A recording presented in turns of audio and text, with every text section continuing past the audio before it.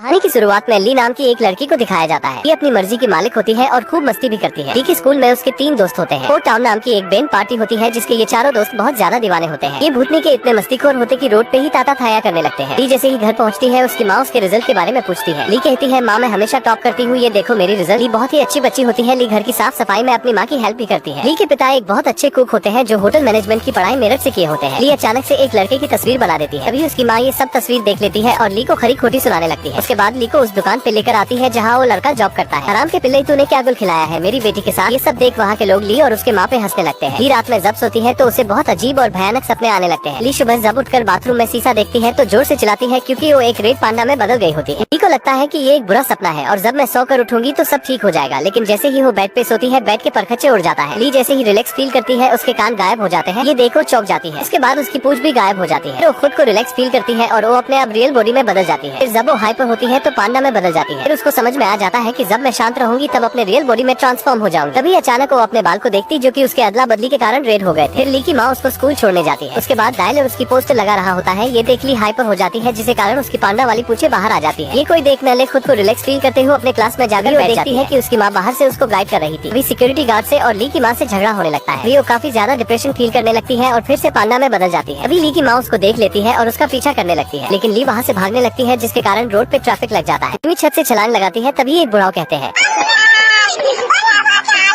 मिमी रोते हुए अपने घर में घुस जाती है। तभी उसकी माँ भी पीछे पीछे घर आ जाती है। इधर घर में मिमी के कारण सारा सामान बिखरा पड़ा होता है। तभी मिमी की माँ देखती है कि मिमी अपने रूम में आकर रो रही होती है। तभी मिमी के पापा भागते हुए वहाँ आते हैं और पूछने लगते हैं ये क्या हो रहा है। तभी वो मिमी को देखकर कहते हैं, उड़ी बाबा ये अभी से हो गया। तभी मिमी कहती है अभी से मतलब। उसके बाद उसकी माँ कहती है, बहुत समय पहले जब तुम्हारी परदादी जब जंग लड़ रही थी तो उन्होंने भगवान से वरदान मांगा था, मैं एक ताकतवर जानवर में बदल जाऊँ अपनी मन की शक्ति से। और उन्होंने दुश्मनों को भगाया और अपने परिवार और गाँव वालों को बचाया। फिर वो शक्ति अपने बेटियों को दी जब वो बड़ी हो गई। ऐसे ही ये शक्ति पीढ़ी दर पीढ़ी आगे बढ़ती चली गई। ये सब सुनकर मिमी अपनी दादी की फोटो को फाड़ने की कोशिश करने लगती है। लेकिन उसकी माँ कहती है कि इसका इलाज है। तभी मिमी शांत हो जाती है। मिमी पूछती है आपको कैसे पता। तभी उसकी माँ कहती है क्योंकि ये मेरे साथ भी हुआ था। अगली रक्त पूर्णिमा को हम एक पूजा करेंगे और ऐसे ही एक लॉकेट में रेड पांडा की आत्मा को कैद कर लेंगे। मिमी के दोस्तों की दस्तक उसके रूम की खिड़की पे होती है लेकिन मिमी शर्म से उनसे छुपने लगती है। अभी मिमी की दोस्त कहती है फोर्ट टाउन का शो हो रहा है। ये सुन मिमी उत्साह से अपना खिड़की खोल देती है। अभी मिमी को देख उसके दोस्त।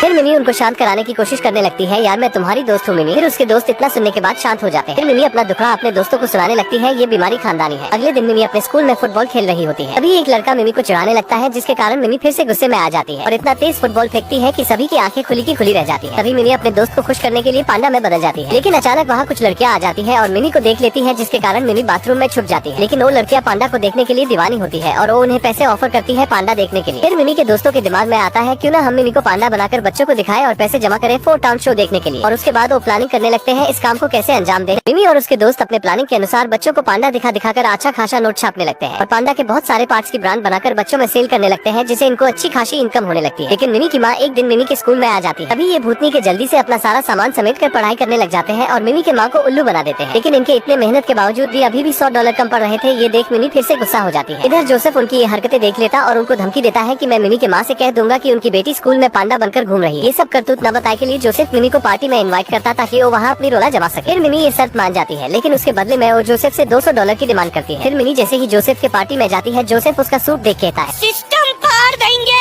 फिर मिमी के दोस्त उसको काफी मोटिवेट करते हैं जिसे मिमी फिर से रेड पांडा में बदल जाती है। ये देख वहाँ के सारे बच्चे खुशी से उछलने लगते हैं। मिमी के पांडा बनते ही सारे बच्चे खुशी से उछलने लगते हैं। इधर मिमी की माँ जब मिमी के कमरे में आती है तो पता चलता है मिमी वहाँ से गायब है। इधर मिमी और उसके दोस्त काफी खुश होते हैं कि अब वो फोर्ट टाउन का शो देखने जाएंगे। लेकिन उनकी खुशी ज्यादा देर तक नहीं पती है क्योंकि शो 18 के बदले 25 तारीख को होने वाली थी जिस दिन पूजा होने वाला था। सुनने के बाद मिमी काफी ज्यादा परेशान हो जाती है। अभी जोसेफ कहता है ओ पांडा गर्ल जल्दी से आओ और हमारा मनोरंजन करो। लेकिन मिमी कहती है भाड़ में गया तू और तेरा पैसा मुझे तुम्हारा काम नहीं करना है। फिर जोसेफ मिमी की माँ को भाला बुरा कहने लगता है जिसपे मिमी काफी ज्यादा गुस्सा हो जाती है और जोसेफ की कुटाई करने लगती है। तभी अचानक मिमी की माँ वहाँ आ जाती है। ये देख मिमी शांत हो जाती है। फिर मिमी की माँ मिमी को वहाँ से घर लेके जाती है लेकिन मिमी अपनी हरकतों से काफी ज्यादा मायूस हो जाती है। इधर घर आते ही मिमी के परिवार वाले पूजा की तैयारी कर रहे होते हैं। फिर मिमी के नाना अपने तलवार से मिमी के अंदर जो पांडा है उसको खींचने लगते हैं। अभी अचानक मिमी हवा में उड़ने लगती है जिसे वो एक दूसरी ही दुनिया में पहुँच जाती है। इधर घर आते ही मिमी के परिवार वाले पूजा की तैयारी कर रहे होते हैं। फिर मिमी के नाना अपने तलवार से मिमी के अंदर जो पांडा है उसको खींचने लगते हैं। अभी अचानक मिमी हवा में उड़ने लगती है जिसे वो एक दूसरी ही दुनिया में पहुँच जाती है। तभी मिमी को वहाँ एक रोशनी दिखाई देती है जहाँ एक शीशा होता है। फिर मिमी उस शीशा को पार करने की कोशिश करने लगती है ताकि पांडा की आत्मा से उसे आजादी मिल जाए। लेकिन तभी मिमी को अपने पांडा वाले दिन याद आने लगते हैं, जिसके कारण मिमी पांडा की आत्मा को आजाद न करते हुए वापस पूजा वाली जगह पे आ जाती है। ये देख उसके घर वाले उसको रोकने की काफी कोशिश करते हैं, लेकिन मिमी कहती है मैं जा रही हूँ फोर्ट टाउन का शो देखने, और वो वहाँ से चली जाती है। मिमी के जाते ही मिमी की माँ गुस्सा हो जाती है, जिसके कारण उसका लॉकेट टूट जाता है और मिमी की माँ एक पांडा में बदल जाती है। इधर मिमी शो देखने के लिए जी जान लगा के भाग रही होती है और भागते भागते अपने दोस्तों के पास आ जाती है। ये चारों दोस्त शो का मजा ले ही रहे होते हैं, तभी वहाँ मिमी की माँ आ जाती है, जिसे देख वहाँ के लोगों में भगदड़ मच जाती है और सभी लोग वहाँ से भागने लगते हैं। मिमी की माँ जैसे ही स्टेज पे आती है तभी वहाँ के लोग मिमी की माँ का विकराल रूप देखकर वहाँ से भागने लगते हैं। लेकिन तभी अचानक मिमी की माँ गुस्से में आकर फोर्ट टाउन का बैनर ही तोड़ देती है। ये सब देख मिमी भी गुस्से में आकर पांडा बन जाती है और कहती है मुझे लड़के पसंद है और संगीत भी। उसके बाद मिमी अपनी माँ को चढ़ाने लगती है और इसमें ये भूतनी के उसके दोस्त भी साथ देने लगते हैं। इधर मिमी के घर वाले घेरा बनाकर फिर से पूजा करने लगते हैं, लेकिन इसी बीच मिमी अपनी माँ को एक जोरदार टक्कर मारती है, जिसके कारण मिमी की माँ नीचे गिर जाती है और बेहोश हो जाती है। अब मिमी अपनी माँ को खींचने की कोशिश करने लगती है ताकि उस शक्ल में आ सके, लेकिन मिमी की माँ का वजन भारी होने के कारण वो बिल्कुल हिल नहीं पाती है। ये सब देख मिमी के रिश्तेदार भी मिमी की मदद करने के लिए धीरे धीरे सभी पांडा में बदल जाते हैं और सब मिलकर मिमी की मदद करने उसके पास आ जाते हैं। इधर मिमी के दोस्त और फोर्ट टाउन वाले छपरी मिलकर गाना गाने लगते हैं ताकि मिमी और उसके रिश्तेदारों को हौसला मिल सके, ताकि वो जल्दी से मिमी की माँ को उस शक्ल में खींच सके। इधर मिमी के दोस्त और फोर्ट टाउन वाले छपरी मिलकर गाना गाने लगते हैं ताकि मिमी और उसके रिश्तेदारों को हौसला मिल सके, ताकि वो जल्दी से मिमी की माँ को उस शक्ल में खींच सके। अभी मिमी के नाना अपना तलवार निकालकर सभी पांडा की आत्मा उसमें कैद करने लगते हैं। इसके बाद मिमी फिर से वही दूसरी वाली दुनिया में पहुंच जाती है, लेकिन तभी अचानक मिमी की माँ की रोने की आवाज मिमी को सुनाई देती है, जिसके बाद मिमी दौड़ते हुए अपनी माँ के पास जाती है। लेकिन मिमी अपनी माँ को देखकर चौंक जाती है, क्योंकि मिमी की माँ एकदम नौजवान दिखती है। अब मिमी की माँ अपनी गलती मानते हुए कहती है मुझे माफ कर दो बेटा, मैं अपने गुस्से पे कंट्रोल नहीं कर पाई। मिमी अपनी माँ को रोता हुआ देख वो भी भावुक हो जाती है। फिर मिमी अपनी माँ को वहाँ से लेकर जाने लगती है। तभी अचानक मिमी के रिश्तेदार भी उसी दुनिया में आए होते हैं जो उनको मिल जाते हैं। अभी मिमी की नानी मिमी की माँ को गले लगा लेती है और कहती है सचिन क्या है, सचिन नहीं लप्पू सा सचिन है। जिसके बाद वो सभी लोग उसी जादुई दर्पण को पार कर पांडा की आत्मा से धीरे धीरे करके आजादी पाने लगते हैं। तो उसकी मॉम भी उस आईने के पार चली जाती है और वो मिनी को भी इस पार आने को बोलती है,